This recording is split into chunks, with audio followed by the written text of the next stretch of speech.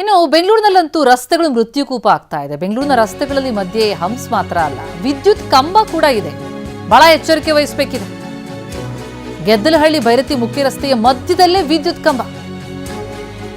ವಾಹನ ಸವಾರರು ಸ್ವಲ್ಪ ಯಾಮಾರಿದ್ರೂ ಪ್ರಾಣಕ್ಕೆ ಸಂಚಕಾರ.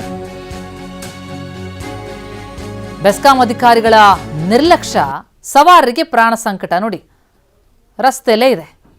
ಸವಾರರಿಗೆ ಭಾರಿ ಸಂಕಷ್ಟ ತಂದೊಡ್ಡಿದೆ. ರಸ್ತೆ ಮಧ್ಯದಲ್ಲಿರುವಂತಹ ವಿದ್ಯುತ್ ಕಂಬಗಳು, ಫುಟ್ಪಾತ್ನಲ್ಲಿರುವಂತಹ ಅಂಗಡಿಗಳನ್ನ ಅಲ್ಲಿದ್ದದ್ದನ್ನೆಲ್ಲ ತೆರವು ಮಾಡುವಂಥ ಕಾರ್ಯ ನಡೀತಾ ಇದೆ. ಆದರೆ ರಸ್ತೆ ಮಧ್ಯದಲ್ಲಿರುವಂತಹ ವಿದ್ಯುತ್ ಕಂಬ ತೆರವು ಯಾವಾಗ?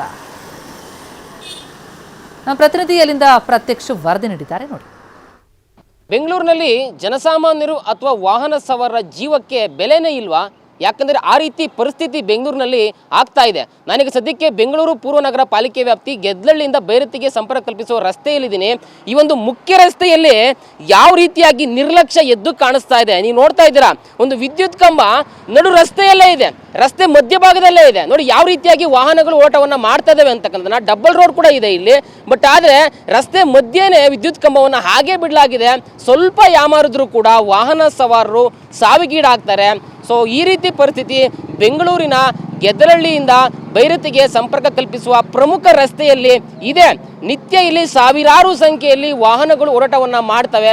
ಇಷ್ಟಾದರೂ ಕೂಡ ಈ ರೀತಿಯಾಗಿ ಅಪಾಯಕಾರಿಯಾಗಿ ಇರ್ತಕ್ಕಂಥ ವಿದ್ಯುತ್ ಕಂಬವನ್ನು ತೆರವು ಮಾಡೋದಕ್ಕೆ ಬೆಸ್ಕಾಂ ಅಧಿಕಾರಿಗಳು ಮುಂದಾಗಿಲ್ಲ. GB ಅಧಿಕಾರಿಗಳು ಕೂಡ ಅವರ ಗಮನಕ್ಕೆ ತರಬೇಕಾಗಿತ್ತು ಒಂದು ವಿಚಾರ. GB ಅಧಿಕಾರಿಗಳಾಗಿರ್ಬೋದು, ಬೆಸ್ಕಾಂ ಅಧಿಕಾರಿಗಳು ಸಮನ್ವಯತೆಯಿಂದ ಕೆಲಸ ಮಾಡಿ ಈ ರೀತಿ ರಸ್ತೆ ಮಧ್ಯೆ ಇರ್ತಕ್ಕಂಥ ಅಪಾಯಕಾರಿಯಾದ ವಿದ್ಯುತ್ ಕಂಬವನ್ನು ಆದಷ್ಟು ಬೇಗ ತೆರವು ಮಾಡಬೇಕಾಗಿತ್ತು. ಬಟ್ ಇನ್ನೂ ಕೂಡ ತೆರವು ಮಾಡಿಲ್ಲ. ಯಾವಾಗ ಮಾಡ್ತಾರೆ? ಅಪಘಾತ ಆದಮೇಲೆ ಮಾಡ್ತಾರಾ? ಯಾರಾದರೂ ಸಾವನ್ನಪ್ಪದ ಮೇಲೆ ಮಾಡ್ತಾರಾ? ಅವಾಗ ಮಾಡಿದ್ರೆ ಅಂದರೆ ಜೀವಕ್ಕೆ ಬೆಲೆ ಇಲ್ವಾ ಅಂತಕ್ಕಂಥದ್ದು ಇಲ್ಲಿ ಪ್ರಶ್ನೆ. ನೋಡಿ, ನಿತ್ಯ ಇಲ್ಲಿ ಸಾವಿರಾರು ಸಂಖ್ಯೆಯಲ್ಲಿ ವಾಹನಗಳು ಓಟವನ್ನು ಮಾಡ್ತವೆ. ಸೊ ಈ ರಸ್ತೆಯನ್ನು ಈ ರೀತಿಯಾಗಿ ಅಪಾಯಕಾರಿಯಾಗಿ ಇನ್ನೂ ಕೂಡ ಬಿಡಲಾಗಿದೆ ಅಂದರೆ ನಿಜಕ್ಕೂ ಕೂಡ ತುಂಬಾ ದುರಂತ ಅಂತಲೇ ಹೇಳಬೇಕು. ನೋಡಿ ಯಾವ ರೀತಿಯಾಗಿ ಇಲ್ಲಿ ವಿದ್ಯುತ್ ಕಂಬ ರಸ್ತೆ ಮಧ್ಯೆ ಇದೆ ಅಂತಕ್ಕಂಥದ್ದನ್ನು ನಾವು ದೃಶ್ಯಾವಳಿಗಳಲ್ಲಿ ಗಮನಿಸ್ಬೋದು. ಸೊ ಸ್ವಲ್ಪ ಯಾಮಾರಿದ್ರು ಕೂಡ, ಅದರಲ್ಲೂ ಕೂಡ ರಾತ್ರಿ ವೇಳೆ ಅದು ಕಾಣಿಸೋದು ಕೂಡ ಕಷ್ಟನೇ. ಅಷ್ಟೊಂದು ಹುಷಾರಾಗಿ ಬರಬೇಕು. ಇಲ್ಲಿ ಇದೆ ಅಂತ ಮೊದಲೇ ತಿಳ್ಕೊಂಡು ಬಂದರೆ ಅವರು ಹುಷಾರಾಗಿ ಹೋರಾಟವನ್ನು ಮಾಡ್ಬೋದು. ಸೊ ಇಲ್ಲಿ ರೀತಿ ಇರೋದನ್ನ ಸಡನ್ನಾಗಿ ಯಾರಾದರೂ ನೋಡಿದಾಗ ಸ್ವಲ್ಪ ಯಾಮಾರಿದ್ರು ಕೂಡ ಅಪಾಯ ಕಟ್ಟಿಟ್ಟ ಬುತ್ತಿ. ಇನ್ನಾದರೂ ಕೂಡ GB ಅಧಿಕಾರಿಗಳು ಮತ್ತು ಬೆಸ್ಕಾಂ ಅಧಿಕಾರಿಗಳು ಈ ಕೂಡಲೇ ವಿದ್ಯುತ್ ಕಂಬವನ್ನು ತೆರವು ಮಾಡಬೇಕು. ಅಪಘಾತ ಆಗೋಕ್ಕಿಂತ ಮುಂಚೆ ಎಚ್ಚೆತ್ತುಕೊಂಡು ಇದನ್ನು ಸರಿ ಮಾಡಬೇಕು ಅಂತಕ್ಕಂಥದ್ದು TV9 ಆಗ್ರಹ ಕೂಡ ಆಗಿದೆ. ಕ್ಯಾಮ್ರಾ ಪರ್ಸನ್ ಮಾದೇವ್ ಜೊತೆ ಲಕ್ಷ್ಮೀ ನರಸಿಂಹ, TV9 ಬೆಂಗಳೂರು.